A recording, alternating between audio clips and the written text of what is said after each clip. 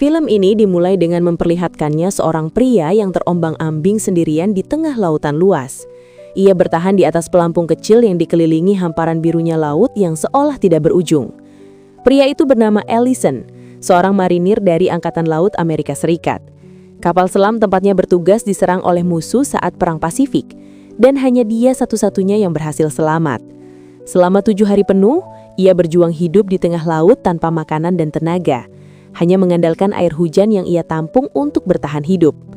Rasa lelah dan kesendirian hampir membuatnya putus asa, hingga suatu pagi ia melihat bayangan daratan di kejauhan. Dengan sisa tenaga yang ada, ia mendayung pelampung itu hingga tiba di sebuah pulau terpencil di tengah Samudra Pasifik Selatan.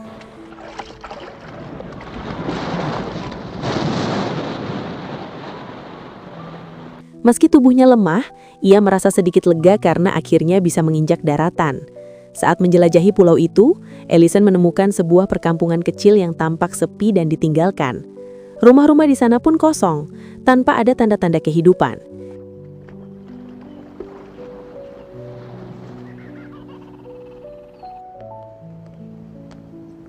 Ia terus berjalan hingga tiba di sebuah gereja tua yang berdiri di tengah pepohonan.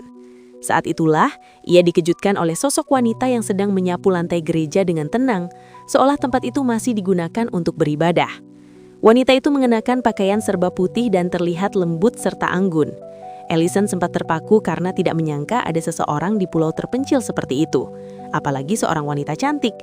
Wanita itu pun sempat kaget melihat kehadiran Ellison, tetapi setelah mengetahui bahwa pria tersebut adalah marinir Amerika, ia menjadi lebih tenang. Dengan suara lembut, ia memperkenalkan dirinya sebagai Suster Aniela, seorang biarawati yang juga terdampar di pulau itu. Aniela kemudian menceritakan kisahnya. Ia dulunya bagian dari misi keagamaan di Kepulauan Fiji. Namun saat pasukan Jepang mulai menyerang dan memburu para misionaris, banyak yang ditangkap dan dihabisi. Ia hanya berhasil selamat dan melarikan diri ke pulau ini. Awalnya ia tidak benar-benar sendirian. Bersamanya ada seorang pastor bernama Pastor Felipe. Tetapi sang pastor meninggal dunia hanya 4 hari setelah mereka tiba di sana. Sejak saat itu, Aniela hidup sendirian, bertahan dengan doa dan keyakinan bahwa suatu hari pasukan Amerika akan datang menyelamatkannya. Meski tahu harapan itu sangat kecil karena wilayah Pasifik Selatan pada saat itu dikuasai oleh Jepang, ia tetap memilih untuk percaya. Mendengar kisah itu, Ellison merasa kasihan dan bertekad untuk menolongnya. So friendly bungalow. I'll go for that. Good night, Mr. Allison.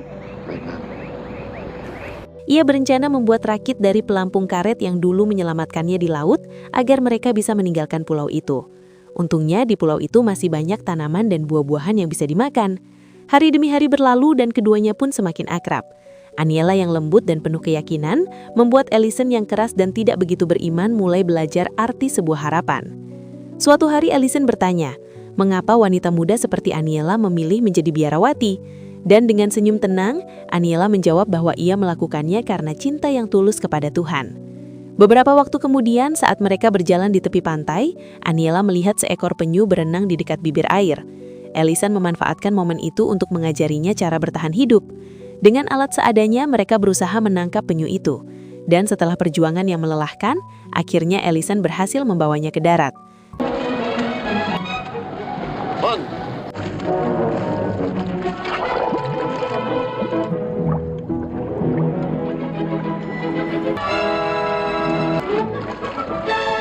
Penyu itu kemudian mereka masak dan makan bersama-sama. Bagi Ellison itu adalah keberhasilan kecil dalam perjuangan bertahan hidup. Sementara bagi Aniela, itu menjadi pelajaran tentang kerasnya hidup di alam liar. Beberapa hari berlalu dengan damai, sampai suatu sore mereka mendengar suara pesawat di langit. Saat mengadah, keduanya terkejut melihat pesawat Jepang berputar-putar di atas pulau. Ellison segera menarik tangan Aniela dan membuatnya bersembunyi di dalam gua di antara bebatuan besar.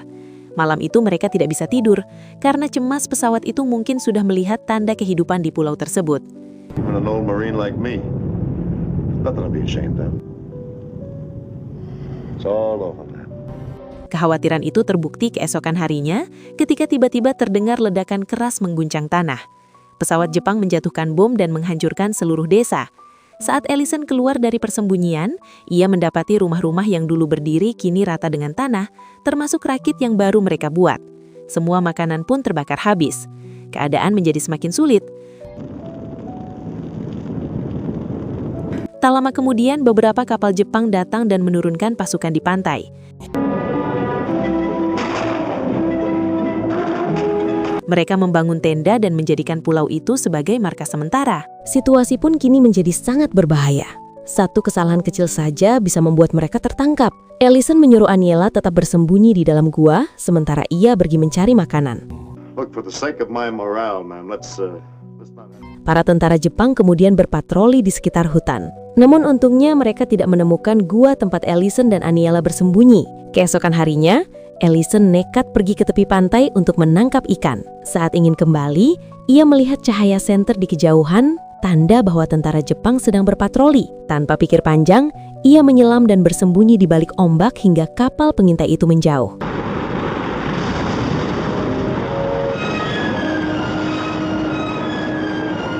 Setelah keadaan aman, ia kembali ke gua dengan beberapa ekor ikan. Saat melihat ikan mentah itu, Aniela tampak ragu. Ia tidak sanggup memakannya karena bau amisnya begitu kuat. Ellison mencoba meyakinkannya bahwa itu satu-satunya cara untuk bertahan hidup. Tetapi Aniela hanya mampu mencicipi sedikit sebelum akhirnya menyerah. Tubuhnya mulai lemah karena kelaparan, membuat Ellison sangat khawatir. Dalam keputusasaan, ia akhirnya memutuskan untuk melakukan tindakan paling beresiko, yaitu menyusup ke kamp tentara Jepang demi mencari Dahareon. Malam itu, ia melumuri tubuhnya dengan lumpur agar tidak terlihat, lalu merangkak perlahan di antara pepohonan, bergerak hati-hati di kegelapan sambil menunggu waktu yang tepat untuk bertindak.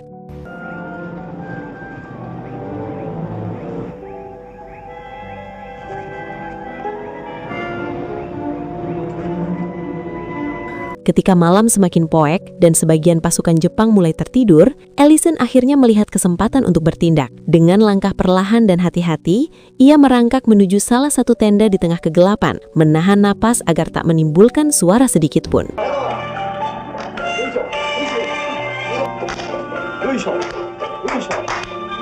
Setelah masuk, ia berhasil mengumpulkan beberapa makanan. Dan di antara barang-barang yang tertinggal, ia menemukan sebuah sisir kecil.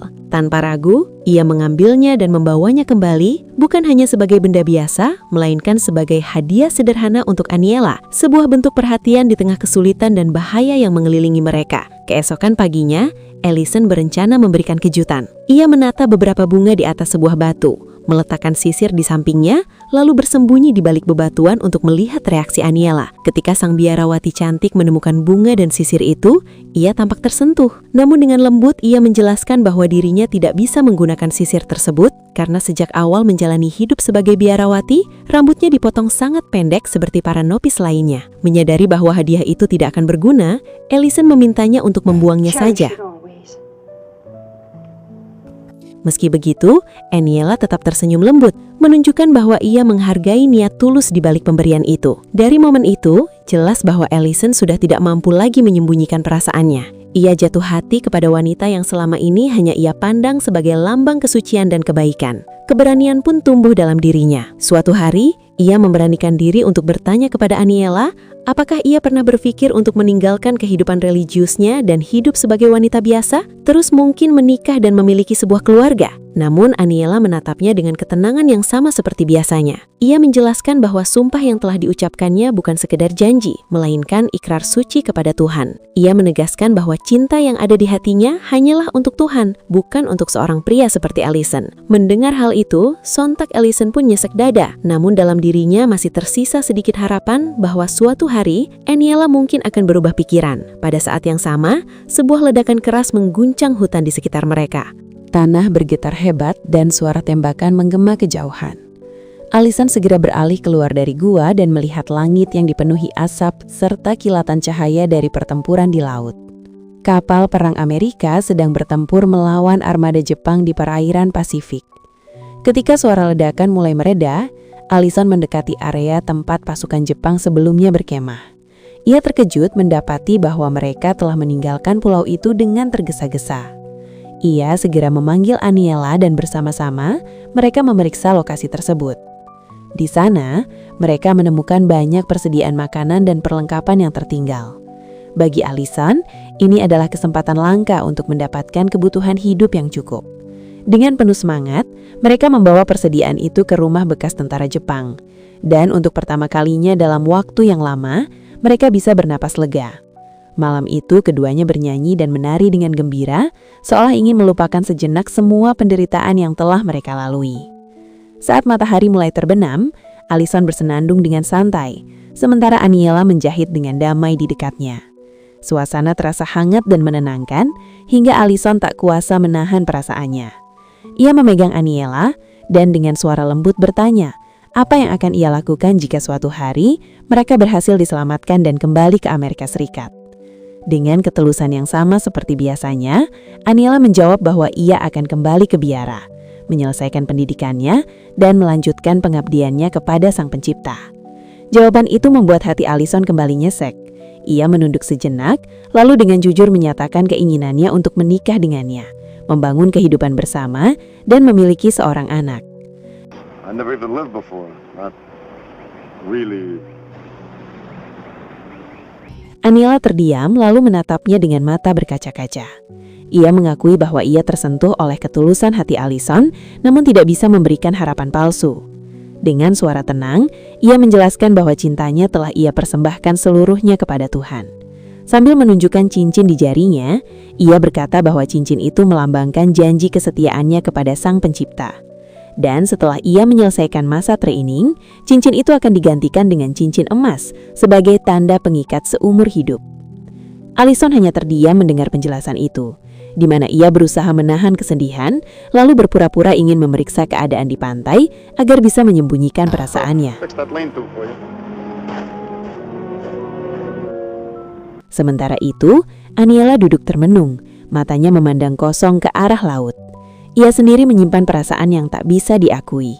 Di dalam hatinya, ia mengagumi keberanian dan kebaikan Allison.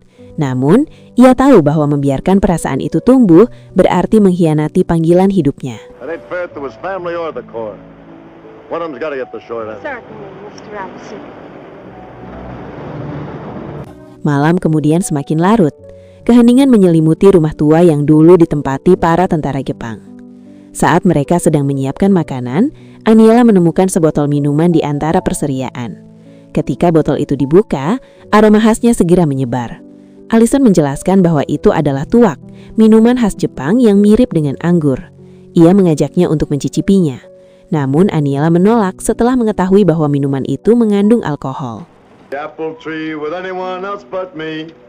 Anyone else. Night. Dalam kebingungan dan tekanan batin akibat perasaan yang tak tersampaikan, Allison akhirnya meminum tuak itu sendirian. Aniela sempat mencoba menghentikannya, tapi sudah terlambat. Beberapa saat kemudian, alkohol mulai mempengaruhi pikirannya. Ia berbicara dengan nada tidak terkendali, mengucapkan kata-kata yang membuat Aniela tersinggung dan ketakutan.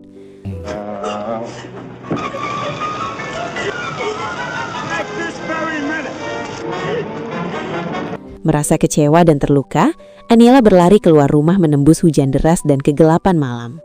Sadar akan kesalahannya, Allison segera mengundangnya. Ia menemukannya tergeletak di tanah, di mana tubuhnya lemah dan menggigil karena kedinginan. Dengan panik, Allison membawa Aniela kembali ke gua dan menyalakan api kecil untuk menghangatkan tubuhnya.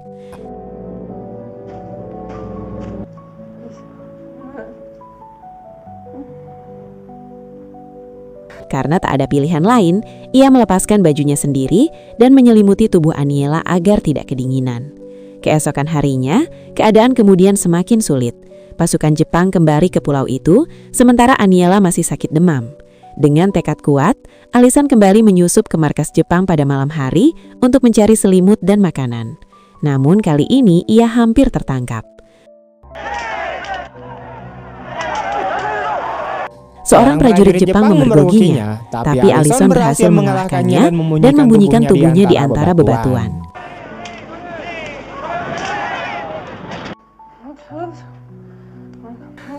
Ia lalu kembali ke gua, membawa perbekalan. Ketika Aniela sadar, ia terkejut mendapati dirinya hanya berbaring di atas selimut. Allison segera menjelaskan apa yang telah terjadi dan meminta maaf dengan tulus. I don't deserve no thanks.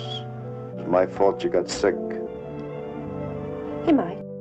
Namun bahaya belum berakhir. Menyadari salah satu prajuritnya hilang, pasukan Jepang mulai melakukan pencarian besar-besaran. Mereka membakar sebagian hutan dan memeriksa setiap sudut pulau.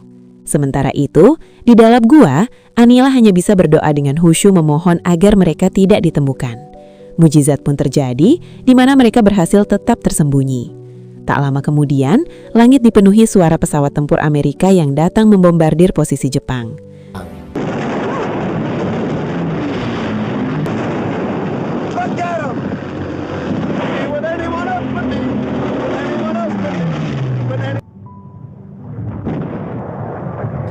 Melihat hal itu, Allison bersorak gembira karena ia tahu perang hampir berakhir dan keselamatan mereka semakin dekat. Dengan musuh yang kini mundur, keduanya akhirnya bisa bernapas lega. Namun, sebelum perpisahan mereka tiba, Allison kembali mengungkapkan isi hatinya untuk terakhir kalinya. Ia memohon agar Aniela mau menikah dengannya dan memulai hidup baru setelah perang berakhir. Dengan air mata yang mengalir di pipinya, Aniela menatapnya dan menjawab bahwa ia menyayangi Allison, namun cinta itu bukan untuk dimiliki. Ia telah memberikan seluruh hatinya kepada Tuhan dan janji itu tidak akan ia langgar. Mendengar jawaban itu, Allison hanya bisa menerima dengan tenang. Dalam keputusasaan yang bercampur keberanian, ia memutuskan untuk ikut berperang kembali. Ia melancarkan serangan terhadap meriam Jepang yang masih tersisa di pulau itu. Meski bahunya terluka akibat ledakan, ia berhasil menghancurkan senjata tersebut, memastikan bahwa tidak akan ada lagi korban di pihak Amerika.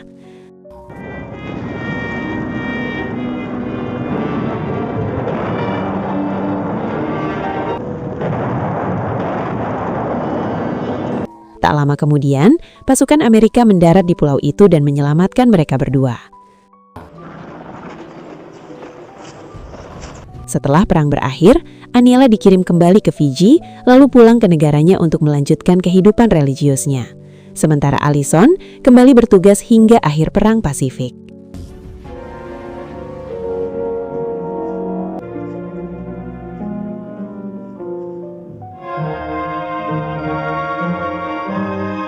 Tamat. Akhir yang sangat nyesek. Bagaimana tanggapan kalian tentang film ini? Tulis di kolom komentar. Dan jika kalian suka dengan video ini, jangan lupa untuk like, komen, share kemanapun kalian suka. Terima kasih banyak telah menonton sampai akhir. Salam Kopi Hidang.